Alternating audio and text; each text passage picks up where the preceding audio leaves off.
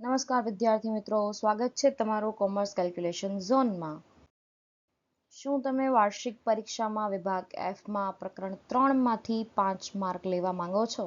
તો આ વિડિયો તમારા માટે છે. Let's start. પ્રશ્ન 1 આપેલ છે. એક મોબાઈલ ધારકના નોંધાયેલા 70 કોલની વાતચીતનો સમયની માહિતી આપેલ છે અને આપણે ત્યાં શું શોધવાનું છે? તો આપણે અહીંયા શોધવાનો છે મધ્યક. ચાલો માહિતી જોઈએ. વાતચીતનો સમય 4 થી ઓછી, 8 થી ઓછી, 12 થી ઓછી, કોલની સંખ્યા 20, 42, 57 અને છેલ્લે છે 70. કુલ પણ છે 70. એટલે કે આ માહિતી કેવી આપેલ છે? થી ઓછા પ્રકારની. મધ્યક શોધવા માટે સૌપ્રથમ શું કરવું પડશે? માહિતીને કન્વર્ટ કરવું પડશે મૂળ આવૃત્તિ વિતરણમાં. કેવી રીતે? તો જુઓ અહીંયા 4 થી ઓછી શરૂઆત કરીએ 0 થી. શું કામ 0 થી? કેમ કે સમય માઇનસમાં ના હોય. 0 થી 4, પછી છે 8 થી ઓછી, એટલે આપણે હવે વર્ગ બનાવીએ. 4 થી 8, 8 થી 12, 12 થી 16 અને 16 થી 20. અહીંયા ચેક કરો હવે ફ્રીક્વન્સી એટલે આવૃત્તિ કેવી રીતે લખશો? 4 થી ઓછા કોલની સંખ્યા કેટલી છે? 20. તો હા, અહીંયા હું લખી લઈશ 20. નેક્સ્ટ 8 થી ઓછી. હવે શું કરશું? 42 માઇનસ 20 એટલે કેટલા થાય? 22. 57 માઇનસ 42, 15. એવી રીતે આવૃત્તિ આપણે શોધી લીધી 8 અને 5. છેલ્લે સરવાળો કરીને જોઈ લેવાનો. 70 આવે એટલે બરાબર છે. આગળ તો મધ્યક શોધીએ. કેવી રીતે? આવી રીતે. અહીંયા વાતચીતનો સમય, કોલની સંખ્યા લખી નાખો. મધ્ય કિંમત x. મધ્ય કિંમતનું સૂત્ર તો ખબર જ હશે ને? અધઃ સીમા વત્તા ઉર્ધ્વ સીમા ડિવાઈડ બાય 2 એટલે વચ્ચેનો નંબર. 0 થી 4 ની વચ્ચે શું આવે? 2. 4 થી 8 ની વચ્ચે 6. આવી રીતે મેં બધી મધ્ય કિંમત લખી છે. પછી શું કરશું? મધ્ય કિંમત માટે પછી શું કરશું? મધ્યક માટે શું જોઈએ ભાઈ? FI તો આ બંનેનો ગુણાકાર કરીને અહીંયા મૂકતા જાઓ. હવે માત્ર કેલ્ક્યુલેટર વાપરવાનું છે અને ગુણાકાર કરવાનો છે. પછી કરી લઈએ આપણે અહીંયા ટોટલ અને હવે મૂકીશું સૂત્ર, જે છે x બાર બરાબર સિગ્મા FI અપોન n. કિંમત મૂકી દો. જવાબ શું આવ્યો? 7.49. પાછળ એકમ લખવાનું ના ભૂલશો. 1/4 0.25 માર્ક કટ થઈ જશે. બરાબર? તો અહીંયા આપણે મિનિટ્સ આપેલી હતી એટલે લખશું ત્યાં minute. Ready? Let's solve question number 2. આ પ્રશ્નમાં શું શોધવાનું છે? તો આ પ્રશ્નમાં પણ મધ્યક જ શોધવાનો છે. ચાલો જોઈએ કેવી રીતે. ચલો કેવી રીતે સોલ્વ કરશું? પહેલા પ્રશ્નમાં આ જે 2 કોલમ આપી છે એ લખી નાખશું આપણે. હવે નેક્સ્ટ સ્ટેપ, મધ્ય કિંમત 5 + 14 ડિવાઈડ બાય 2. અહીંયા મેં મધ્ય કિંમત શોધી લીધી. સિમ્પલ છે. FI એટલે આ બંનેનો ગુણાકાર કરતા જાઓ અને વેલ્યુઝ મૂકતા જાઓ. At last to the total. અને હવે સૂત્ર મૂકી દઈએ. સિગ્મા FI અપોન n એટલે જવાબ આવ્યો 40 એકમ. આમાં તમે ટૂંકી રીત પણ કરી શકો છો, બટ જ્યારે નંબર એટલે કિંમતો નાની આપેલ હોય ને, જેમ અહીંયા આપેલ છે, ત્યારે બેસ્ટ એન્ડ ઇઝી મેથડ છે સિગ્મા FI વાળી. જે વિદ્યાર્થીઓને ટૂંકી રીત નહીં આવડતી એમને x બાર માટે માત્ર આ એક સૂત્ર યાદ રાખો. તમારા દાખલા આરામથી સોલ્વ થઈ જશે. હવે નાઉ લેટ્સ સી ક્વેશ્ચન નંબર 3, જ્યાં આપણને એક સેલ્સમેને છેલ્લા વર્ષમાં જુદા જુદા દિવસોમાં કરેલ મુસાફરીની માહિતી કિલોમીટરમાં આપેલી છે અને આપણે અહીંયા શોધવાનું શું છે? તો મધ્યસ્થ શોધીને એનું અર્થઘટન પણ કરવાનું છે. માહિતી વર્ગમાં આપેલ છે તો આને આપણે કહીશું સતત માહિતી. અને સતત માહિતી વિતરણ હોય ત્યારે આપણને સતત માહિતી આપેલ હોય ત્યારે મધ્યસ્થ શોધવા માટે 2 સૂત્રનો ઉપયોગ કરવો પડે. ચાલો જોઈએ કેવી રીતે. પહેલા તો મધ્યસ્થ શોધવો હોય તો શું જોશે? CF સંચય આવૃત્તિ કાઢવી પડશે. સંચય આવૃત્તિ એટલે આવૃત્તિઓનો સરવાળો.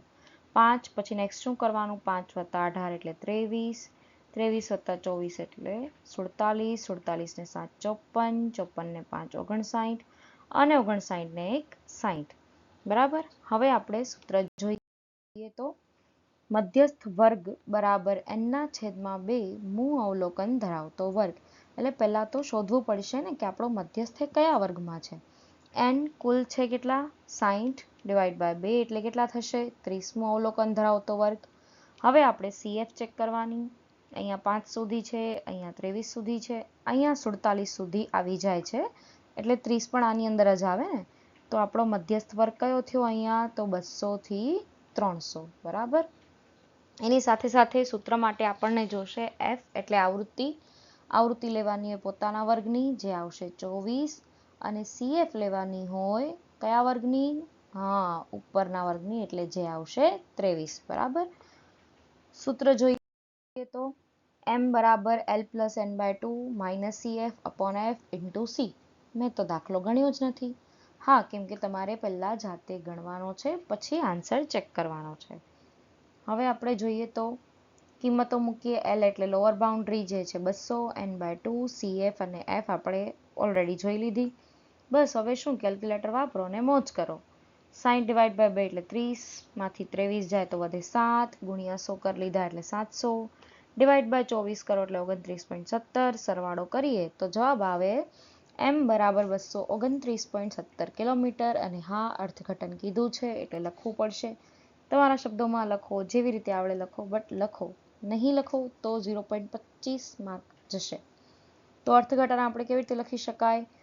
m બરાબર 229.17 કિલોમીટર છે, તેથી 50% દિવસોની મુસાફરી 229.17 કિલોમીટર કે તેથી ઓછી હશે. 50% શું કામ? કેમ કે મધ્યસ્થ shows the middle most observation. મધ્યસ્થ બરાબરની 50% ઓબ્ઝર્વેશન અવલોકન બતાવે છે, એટલા માટે. હવે પ્રશ્ન નંબર 4. અરે, આ તો સેમ પ્રશ્ન છે, હમણાં જોયો એ જ તે. બસ ફરક એટલો છે કે અહીંયા ત્રીજો ચતુર્થક Q3 શોધવાનો છે. તો આપણને જે સ્થાનીય સરેરાશના માપ છે, ચતુર્થક, મધ્યસ્થ, એના પછી શતાંશક અને દશાંશક, આ શોધવા હોય તો શું જોઈએ? CF, બરાબર. જે આપણે પહેલા લખીએ એ જ CF છે. સૂત્ર લખીએ તો પહેલા કયો સૂત્ર આવે? વર્ગ શોધવો પડે આમાં બી. J × n/4, 4 એટલા માટે કેમ કે ચતુર્થક અવલોકનોને એટલે કે માહિતીને 4 સરખા ભાગમાં વહેંચે છે. બસ કિંમત મૂકી. અહીંયા આપણને Q3 શોધવાનો છે, તેથી અહીંયા આપણે જેમાં લખશું 3, 60 ડિવાઈડ બાય 4, અહીંયા કરશો એટલે 15 ચોક ને 60, 15 તેરી 45 મું અવલોકન ધરાવતો વર્ગ. 45 ચેક ક્યાં કરવાના? તો અગેન CF માં ચેક કરીએ તો જુઓ આપણો ચતુર્થક વર્ગ પણ શું આવ્યો? સેમ 200 થી 300. આવૃત્તિ જોઈએ પોતાના વર્ગની 24 અને CF જોઈએ ઉપરના વર્ગની, જે આવશે 23. દાખલો સોલ્વ કરીએ આપણે. જવાબ જો મેં તમને આપી દીધો 291.67. વિડીયોને સ્ટોપ કરો, જાતે ટ્રાય કરો, જુઓ જવાબ આવે છે કે નહીં. હવે હું સ્ટેપ બાય સ્ટેપ શીખવાડું છું. બસ કિંમત મૂકી દીધી મેં Lની, n/4 અને CFની. સોલ્વ કરીએ. 15 ચોક 60, 15 તેરી 45, માઇનસ કરો એટલે આવે 22, ઇન્ટુ 100 એટલે 2200. બસ પ્લસ માઇનસ કેલ્ક્યુલેટર જ વાપરવાનું છે. મગજનો ઉપયોગ માત્ર 10%, કેલ્ક્યુલેટરનો ઉપયોગ 90%. ક્લિયર? તો આપણો ફોર્થ આન્સર આવે છે Q3 બરાબર 291.67. એકમ લખતા ના ભૂલશો, માર્કટ થઈ જશે. બરાબર, અહીંયા કિલોમીટરની માહિતી આપેલી છે એટલે ત્યાં હું કિલોમીટર લખું છું. Last question of this chapter. એક કોલેજમાંથી પસંદ કરેલા 80 વિદ્યાર્થીઓની ઉંમર નીચેના કોષ્ટકમાં આપેલ છે. ઉંમર વર્ષમાં આપેલ છે અને વિદ્યાર્થીઓની સંખ્યા આપેલ છે. વિદ્યાર્થીઓની ઉંમરનો મધ્યસ્થ તેમજ 32મો શતાંશક શોધો. હમણાં હજી તો આપણે મધ્યસ્થ શોધતા શીખ્યા, પણ આમાં ટ્વિસ્ટ શું છે? જુઓ તો માહિતીમાં વર્ગ આપેલા નથી. તો વર્ગ ના આપેલા હોય તો એને કઈ માહિતી કહેવાય? તો એને કહેવાય અસતત માહિતી. અને ઇઝી અને સારી વાત એ છે કે અસતત માહિતીમાં આન્સર એક જ સૂત્ર દ્વારા મળી જાય. આવી રીતે બે સૂત્ર લગાડવા જ ના પડે. જોઈએ તો આમાં પહેલા મેં તમને કીધું શું જોશે? CF શોધી લીધી છે આપણે સ્ક્રીન પરથી. માત્ર આન્સર જોતા નહીં, જોડે જોડે બુકમાં ગણતા પણ જજો. મધ્યસ્થનું સૂત્ર શું છે? n+1/2 માં અવલોકનની કિંમત. અરે આ +1 શું કામ લગાડ્યું છે મેડમ તમે? પહેલાના પ્રશ્નમાં તો ના લગાડ્યું. લગાવવું પડે કેમ કે માહિતી કેવી છે? અસતત. યાદ રાખો, અસતત માહિતી આપેલ હોય તો શું કરવાનું? +1 લગાવી દેવાનું બધા સ્થાનીય સરેરાશના માપમાં. તો આપણો n છે 80 + 1/2 એટલે 81 ડિવાઈડ બાય 2 કરો તો 40.5 માં અવલોકનની કિંમત આવે. 40.5 ક્યાંથી જોવાના હોય તો અહીંયા જોવાના છે CFમાં. ચલો 11, 25 સુધી, 47 સુધી. તો 47 ની અંદર આવી ગયા 40.5. તો સામે કયું અવલોકન છે? 19. જેથી આપણે લખશું m બરાબર 19 વર્ષ. અહીંયા લખવાનું CF પરથી જાણી શકાય છે. આવું ના લખતા આવડે આટલું ડિટેલમાં, સિમ્પલી લખો CF પરથી જોતા તો પણ ચાલશે. ઓકે, હવે 32મો શતાંશક શોધીએ. શતાંશકનું સૂત્ર જે n+1 ના છેદમાં 100 માં અવલોકનની કિંમત. 32મો શોધવાનો છે એટલે 32 કિંમત લખું છું. કેલ્ક્યુલેટર લઈને બેસો સાથે, ગુણાકાર કરો એટલે 25.92માં અવલોકનની કિંમત આપણને મળે છે. હવે 25.92 ક્યાં ચેક કરવાના? CF ચેક કરવાની, ઇઝી.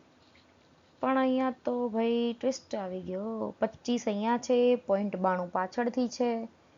શું લો? 18 આન્સર લો, 19 લો, કેવી રીતે લો? ચલો જોઈએ.